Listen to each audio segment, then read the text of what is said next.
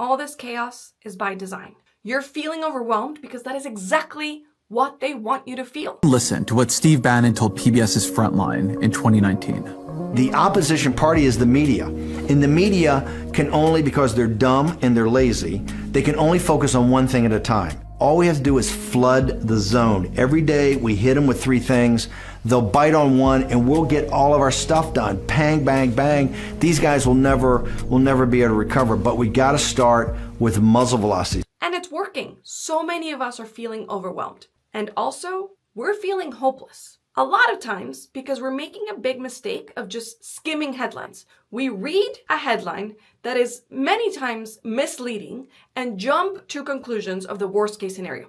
So for example, yesterday, Elizabeth Booker, who's a lawyer, explained why a ruling by a judge regarding Musk's Doge access to data, the judge's ruling was actually good. But the headline will make you feel like, oh my God, we're all screwed. And I recommend that you watch her video. This is why we need to, number one, read beyond the headline. And if we don't understand court cases and things like that, go and get an interpretation from a lawyer that can break it down for us. And again, back to the design of overwhelming people. When they succeed at this, they also succeed at making us feel like nothing good is happening. And that's where they're wrong. Because there have been good things that are happening and you probably haven't even heard them. So for example, there's an organization called Run for Something. Over 20,000 people have signed up on their website to learn more about running for office since Election Day. And over 7,000 of those people have been since Inauguration Day. You probably didn't hear that Democrats flipped a seat in the Iowa Senate